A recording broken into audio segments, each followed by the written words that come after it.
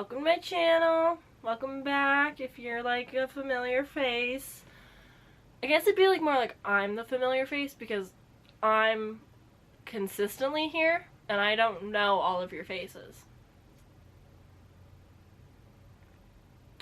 Anyway, hey, hi, hello, how are we doing? Today I am doing the reading survey. Mine will be different if you see other people doing this. It's kind of like a tag questionnaire sort of deal. But I do mine different because I do this as well as my book awards every year. So I take some of the questions from Perpetual Page Turner, who invented these questions, put them all together for us to do. But because some of the questions in the original are involved in the book awards that I do, this will only be some of the questions, which will be 16 in total. So, a shorter video. We all love that, especially when there's so much end of year content from all the booktube girlies. But also, I don't want to like repeat information or give too much information away. Later this week I will have my, is it this week? Next week? Sometime soon, my best and worst of 2022 will be coming out, which is so exciting, but like so nerve-wracking. Now people are gonna know. But until then, let's jump in to these questions. The first one being very simple, very easy. How many books did I read? And I read 146. I read 146 books, but some of them were like graphic novel issues rather than volumes. So it was like 28-page books, but I read them like one by one, but they still count. I also read like 3 books that like don't really count as books to be read, but I still counted them, which like messed up my end of year goal of 100 and bumped it to like 102 because it was just weird. After I met the goal, I was like, frick it, I don't care. And so I read some like really strange things as well, but overall I read in total, based off my spreadsheet, 145 books. The next question is how many of those books were rereads. I'm here to inform you, only 5. 5, Heartstopper Volume 1, 2, 3, and 4, and The Dead in the Dark by Courtney Gold. Courtney Good? Yeah, Courtney Good. Those were the only ones that I had reread. I'm not a big rereader. I've read more books that I'm like more inclined to reread in the future. Like I will 100% read All of Us Villains forever. Lightlark, whenever the sequel, if the sequel comes out, I will be reading that again just because like what? So yeah, there's plenty of books that I ended up reading that I'm like one day I will read this again, and that's very fun and exciting for me. But until then, Heartstopper. We're just gonna keep reading Heartstopper all day every day. Question number 3, a book that you were excited about but ended up disappointing you. For this, I've chosen The Doll Factory. I don't even remember the author, I'm sorry. But no. This was a no.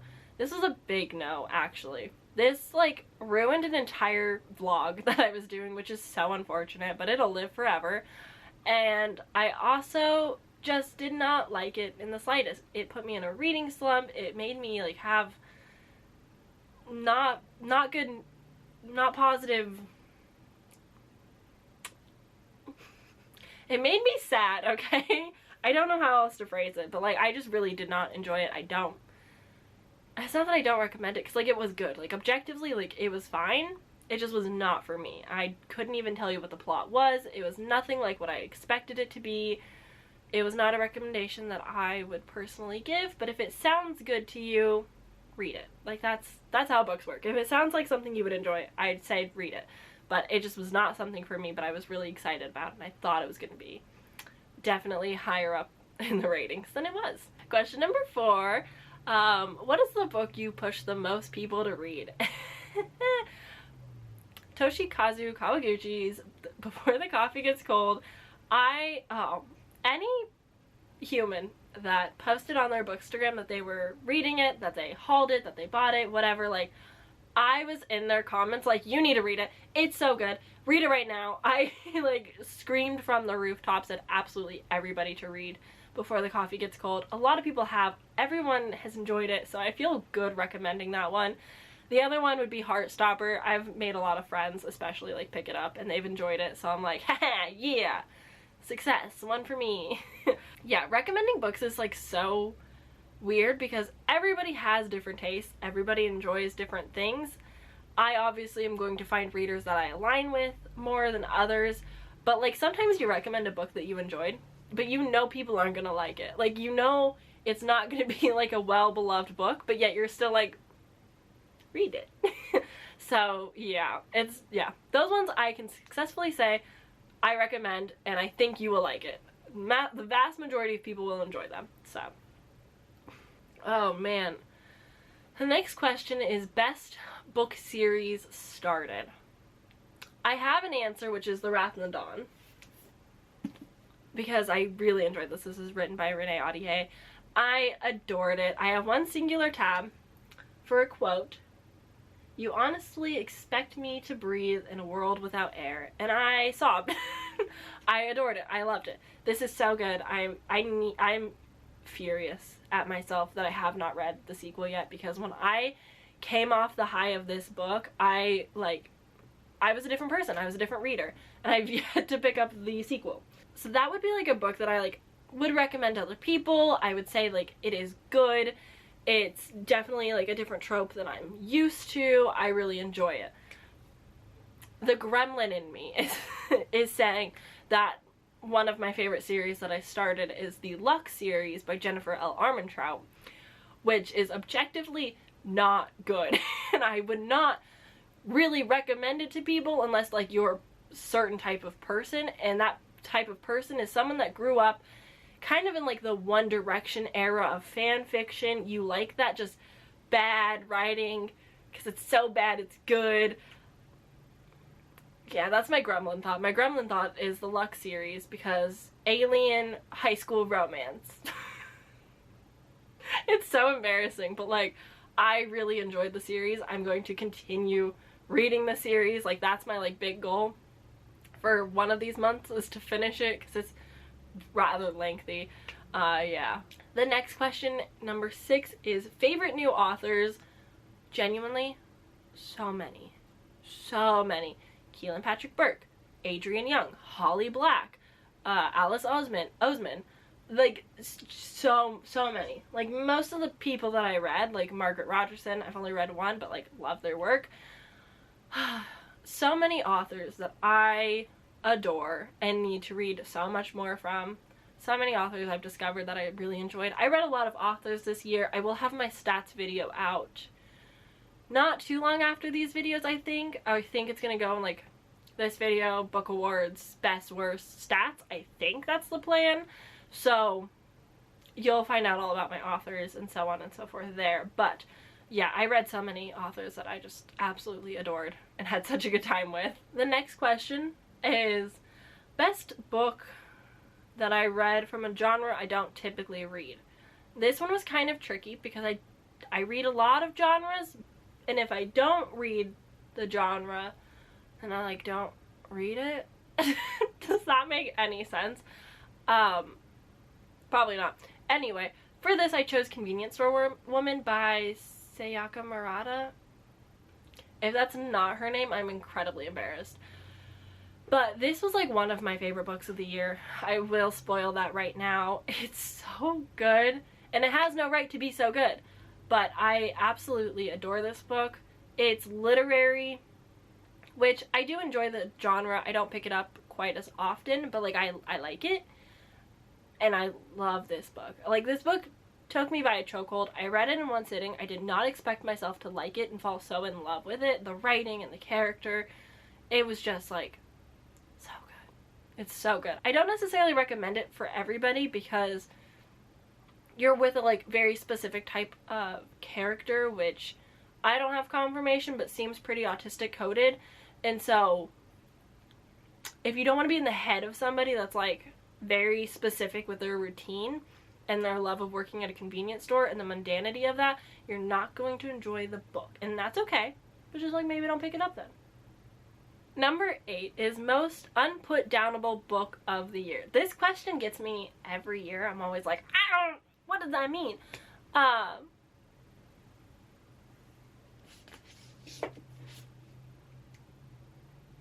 Lightlark by Alex Astor. I know this book is hated. I know nobody enjoys this but me. That's okay. I have a few tabs in it. I really like read this so hard. Like, this was one of those like fun fantasy books that like, it's kind of like a hate read. Like, it doesn't make a lot of sense. It's not necessarily good, but it's so much fun. And this was one of those books, like, I was reading it, I'd put it down and walk away, I'd be like, I'm thinking about it though, like, I'm thinking about it so much. And then you come back to it and you read it and then you're like, why am I enjoying this? Why is this so good? And then the ending happens and you're like, what? Why? But yeah, I did read this relatively quick for like, me considering this like a chunkier novel, because I don't just like read novels often. I read this relatively fast and I had a very good time with it, and that's all that matters with reading. But like, oh boy, was that like an unputdownable book. So was All of Us Villains. But it's just like, it's so good, so I don't want to talk about it too much all the time. But yeah, any book that's fantasy with good characters, like, I'm just obsessed. Like, I'm engulfed into the book for a while. Question number 9 is a book that you are most likely to reread. Many. I've mentioned a few already, but my beloved. This is Confessions by Kanae Minato, and oh, this is so good. This is so good. I'm truly obsessed. I read this pretty quick. It's pretty short. I read this and I was just like, this is so great. And then I hung out in the live show with the Literally Dead Book Club, hosted by Books and Lala, or Kayla. And I think it was with Gavin and Katie Colson. And oh my god, it was so funny. It was so much fun to talk about this. This book is a ride and a half. I do recommend this to people, but also like I don't, because like I don't think everyone will enjoy it. But I love this so much, and I will read it again and maybe again. And then whenever I'm able to grab the movie, it's game over for me. I cannot find the movie anywhere, but I want to watch it so bad because this was so good. So yes, I would read that again. I would also read like a lot of things again, like Heartstopper. I'd read a bajillion times. Like, the list is going on. Like, I just keep finding books that I'm like, this is really good, I'll read it again. Who knows if it'll happen, but it's the thought, right? Question number 10, a book you can't believe you took this long to read. Heartstopper by Alice Oseman. Truly, honestly, like, I'm gonna confess to something quite embarrassing. I'd seen it floating around BookTube for a while. I'd seen people pick it up and read it and adore it. They absolutely loved it, and I was like, why would you? That doesn't seem that great. I was wrong. I was so very wrong. I did watch the TV show before I read the books, which I think is fine because I adore the show. The show is perfection. The casting is great, the writing is great, the doodles are so cute. Everything about it is so perfect. But I went into the books then with like characters in mind and feelings already about it. So I obviously love the graphic novels. I don't know if I would have loved them as much without the show. I'll be honest. But I don't know for sure, because everyone loves the books before watching the show, before the show came out. That's why the show became the show. And so it makes sense that I would also love the books as much. So I'm surprised that it took me this long. I'm surprised that I was so against them and was just like, no, I won't like them. You were wrong, Sam. You were so very wrong. Ooh, question number 11, favorite non-romantic relationship. This one's tricky because there was not a particular book that really stuck out to me about like a good friendship, except for, I'm not gonna grab it, The Girl Who Fell Beneath the Sea by Axie O. The main girl who goes beneath the sea and the love interest's best friend, like their relationship is so fun and like so true and so good. I really enjoyed their relationship. Also, Red Rising, all of the relationships in that series, so good. They're so good. Like, they're so well done. They make so much sense. It's so fun seeing like, a love interest, but there's also betrayal, and there's also like trust issues and like true friendships that like are dependent on life and death. It's just fantastic. Pierce Brown is so good at writing. I'm so excited for the rest of the series to come. But yeah, And the other question is favorite OTP? That one? In The Last Legacy by Adrienne Young, she writes Ezra, who is a character that's in the Fable and Namesake duology. But it's like set in the same world, follows that character, but also follows Bryn. And I love their relationship. They're probably my favorite couple of the year. I was obsessed with them. I was rooting for them so hard. I adore them. I love Ezra. I liked Bryn. It was a great time. I like them. That's my OTP. Number 12, the best book I've read due to peer pressure. So every once in a while I would read a book from Jan Agaton's book club, the Full Moon Book Club. Not consistent enough just because I'm reading a lot of other things, got a lot of other things going on. But 2 books that I read because of Jan Agaton were Black Sunshine by Karina Hall. I don't remember.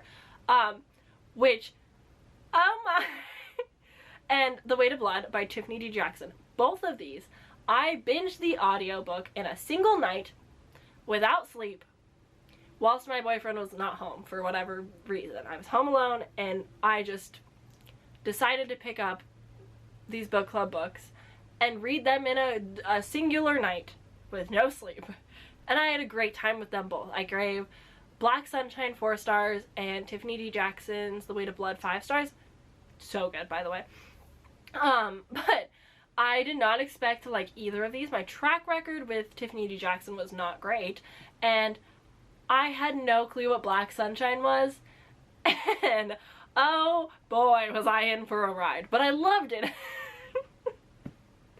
So yeah, those were like, I wasn't really peer pressured to read them. I wasn't peer pressured to read anything though, except for books that I have not read, but but yeah, so I definitely like read them because of somebody saying that they were reading them for reasons, and I was like, sure, me too. And they were a great time. A wild time, but a great time. Question number 13, a book that made you smile, laugh, was fun to read. A lot of the books I read were fun, especially towards like the end of the year. Fruits Basket, just because like, it makes my heart so happy. But I've decided on The Cruel Prince by Holly Black. I enjoyed the humor in this. This is a young adult classic booktube like book. Yeah, it's so fun. I had no clue what I was getting into when I picked it up. Like, I genuinely like knew that Carden had a tail, Faye, that's it. And so I had a lot of fun with like the relationship and getting to know these characters and the jokes and the humor. I just overall had a good time with it. Like, that one was really fun for me. So that is my chosen pick. Question number 14 is a book that lived up to the hype. Fable by Adrienne Young. I've heard about Fable for years and years. Like, it's like a classic at this point. A classic YA fantasy. And Kaylee here on BookTube, Kaylee's Kawaii Corner, was like, you should read that. You're gonna like it.